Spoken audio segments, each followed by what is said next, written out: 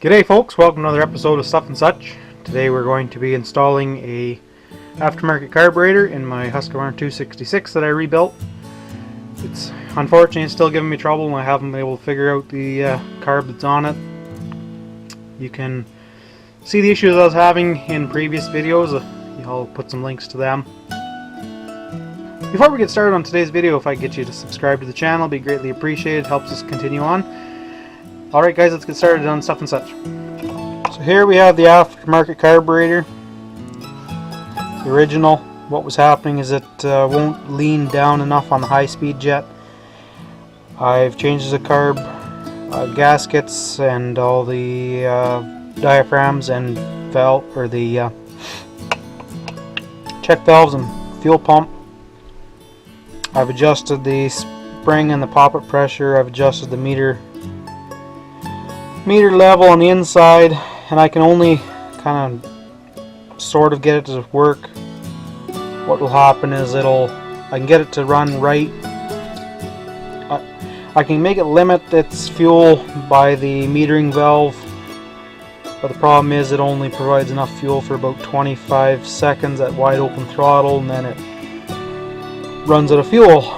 So that's not a solution either. So I'm going to put this aftermarket carb in and see if that makes it wake up.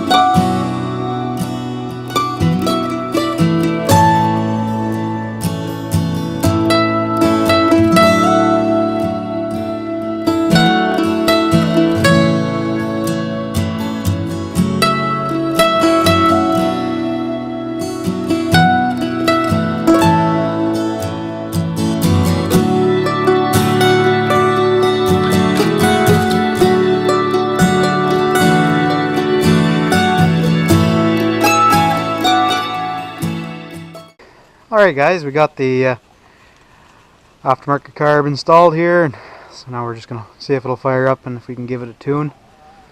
Step 1 is get it to fire, and step 2 is see if it'll run right. We'll go from there.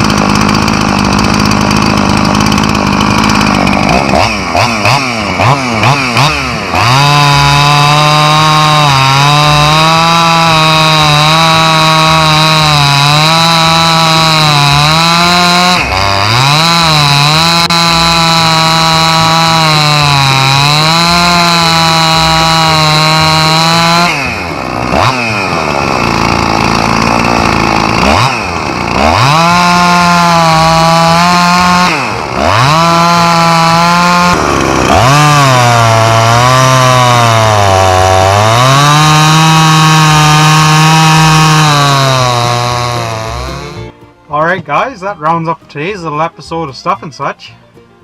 I don't know if the audio is able to pick up the RPMs and the sound of the saw, but It seems like it's responding quite well to this carburetor. I'm fairly impressed with it, actually. It's what else can I say about it? One thing I did notice is it's a touch fine on the screws, on the adjustments. So that may be something I'll have to watch and maybe do another review in the future when we have a big shift between -25 today and then switch into about 20 Celsius above. So I have no idea what that is in Fahrenheit. There's a great website called Google. I don't know if you've heard of it, but you can use that and figure out the difference in temperature. Overall, I'm fairly impressed. I'll be ordering a few more carburetors to have on hand. They're awfully handy, and really for the price that they want for a carburetor, it's pretty good. Pretty good. Alright guys, if you go ahead and subscribe to the channel, I'd greatly appreciate it. We have to reach that 1,000 subscriber mark, so if you could give us a hand, it'd be greatly appreciated. Alright guys, we'll catch you on the next video. Take care.